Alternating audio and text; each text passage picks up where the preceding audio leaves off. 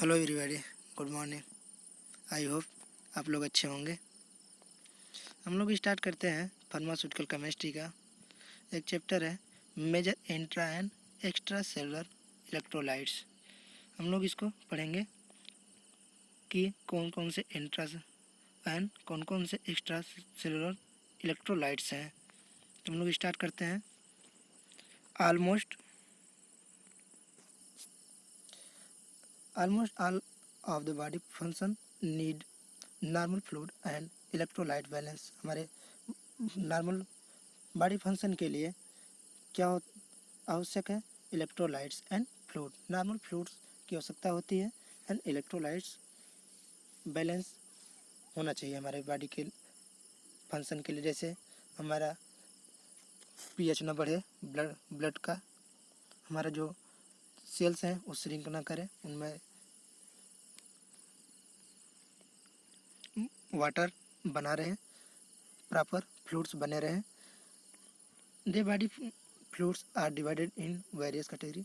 Body fluids को various category, अलग अलग कैटेगरी में बांटा गया है, जिसमें देखेंगे इंट्रा सेलुलर फ्लूइड और एक्स्ट्रा सेलुलर फ्लूइड। दो कैटेगरी बांटा गया है। पहला है इंट्रा सेलुलर फ्लूइड, दूसरा एक्स्ट्रा सेलुलर। हम लोग अलग अलग इसको समझते हैं। इंट्रा सेलुलर क्या होता है और एक्स्ट्रा सेलुलर क्या होता है?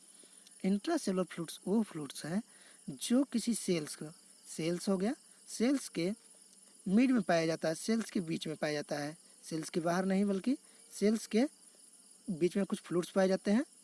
जैसे ये सेल हो गया हमारा, सेल में ये हो गया न्यूक्लियस। न्यूक्लियस के अलावा बहुत से सेल ऑर्गेनिज्म पाए जाते हैं। उनके बीच में, सेल्स के बीच में ये जो फ्लूइड पाया जाता है या साइटोप्लाज्म जिसे कहते हैं हम लोग, ये क्या कहलाता है? इंट्रा सेलुलर फ्लूइड कहलाता है। ये कितना होता है? हमारे बॉडी वेट का, हमारे पूरे बॉडी वेट का कितना होगा? 45 to 50% होगा। अब हम समझते हैं एक्स्ट्रा सेलुलर फ्लूइड्स क्या होता है। इंट्रा सेलुलर फ्लूइड समझ आ गया, सेल्स के जो बीच में पाया जाता है, सेल्स में पाया जाने वाला, सिंपल सा बात है, सेल्स में पाया जाने वाला जो फ्लूइड है या साइटोप्लाज्म है, उसे क्या कहेंगे? इंट्रा सेलुलर फ्लूइड कहेंगे। और एक्स्ट्रा सेलुलर फ्लूइड उसके अलावा, सेल्स में पाए जाने वाला फ्लूइड के अलावा एक्स्ट्रा सेलुलर फ्लूइड कहलाएगा। ये दो कैटेगरी में है। एक है इंटरस्टिशियल फ्लूइड और दूसरा है प्लाज्मा या वस्कुलर फ्लूइड। इंटरस्टिशियल फ्लूइड क्या होता है? इंटरस्टिशियल फ्लूइड होता है जैसे हमारा सेल्स हो गए, सेल्स के अंदर तो पाया जा रहा है, जिसे हम लोग इंट्रासेलुलर फ्लूइड कहते हैं। लेकिन दो सेल्स के बीच में एक गैप होता है। इन गैप के बीच में जो फ्लूइड पाया जाता है, बहुत से सेल पाए जाते हैं हमारे बॉडी में, हम दो चार बना रहे हैं जैसे, और इनके बीच में कुछ स्पेस होता है। स्पेस में जो फ्लूइड पाया जाता है उसे हम लोग कौन सा फ्लूइड कहते हैं? इंटरस्टिशियल फ्लूइड कहते हैं। इंटरस्टिशियल फ्लूइड कहते हैं। ये कितना होता है? 12 से 15, 12 to 50% ऑफ बॉडी वेट होता है। और दूसरा कैटेगरी है एक्स्ट्रा सेलुलर फ्लूइड का, प्लाज्मा और वस्कुलर फ्लूइड। ये कितना होता है? 4 to 5% ऑफ बॉडी वेट। एक होता क्या है? ब्लड, जो ब्लड वेसल्स हैं, इसमें जो ब्लड है वो फ्लूइड के रूप में बहता है। ये होता है 4 to 5% of body weight.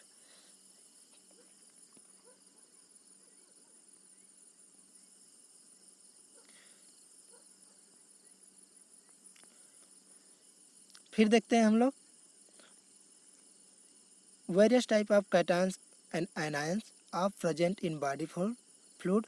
They control the acid base balance, osmotic equilibrium, perform specific metabolic functions. ये क्या कह रहा है कि हमारे जो बॉडी में कैटायंस और एनायंस पाए जाते हैं, कैटायंस और एनायंस पाए जाते हैं, वो क्या करते हैं? कंट्रोल करते हैं। क्या क्या कंट्रोल करते हैं? ये बहुत से फंक्शन, बॉडी फंक्शन को कंट्रोल करते हैं। जैसे में हो गया acid base balance, osmotic equilibrium and metabolic function. जैसे हमारा मसल कंस्ट्रक्शन हो गया, मसल कंस्ट्रक्शन में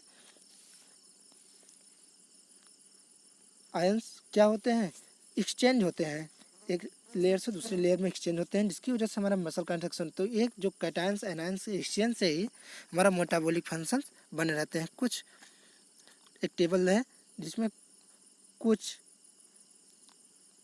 कैटायंस एंड एनायंस दिए हुए हैं और उनका कंसंट्रेशन दिया हुआ है, और उस कंसंट्रेशन को हम लोग किस में पढ़ेंगे, मिली इक्विवेलेंट पर लीटर में पढ़ेंगे।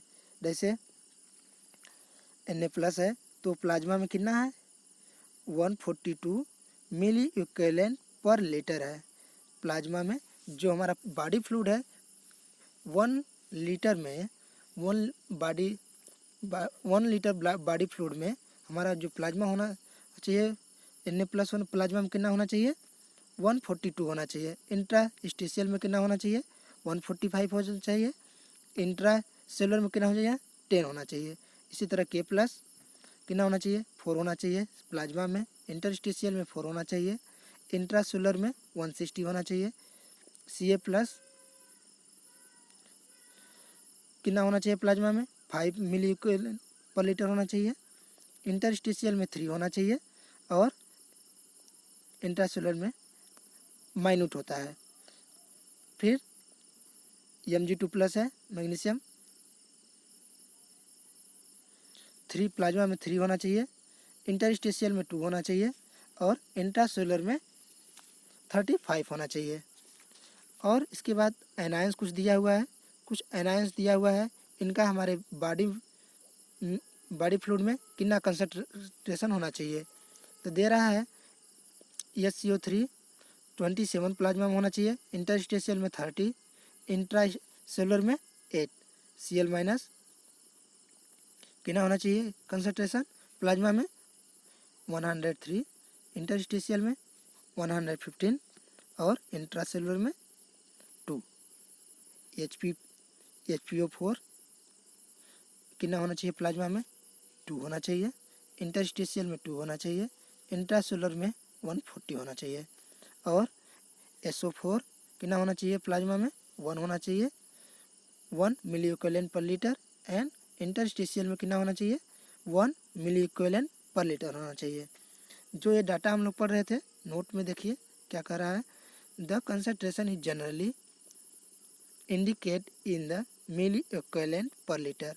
जो भी ये कंसंट्रेशन दिया हुआ है ये किस में दिया हुआ है, मिली इक्विवेलेंट पर लीटर में दिया हुआ है।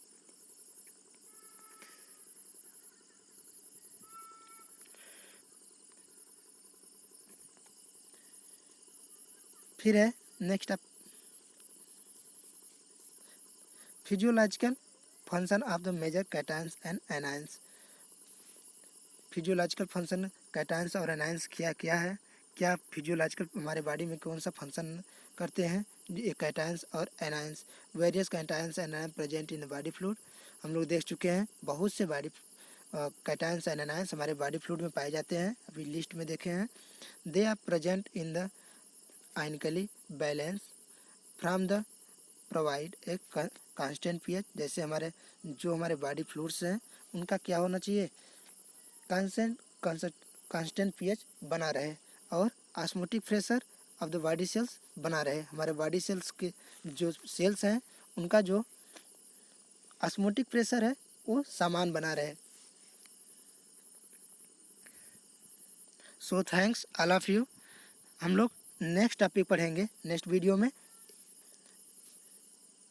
Electrolytes use for replacement therapy. हम लोग नेक्स्ट में पढ़ेंगे। अगर कोई प्रॉब्लम है तो आप कमेंट से पूछ सकते हैं। थैंक्स। ओके।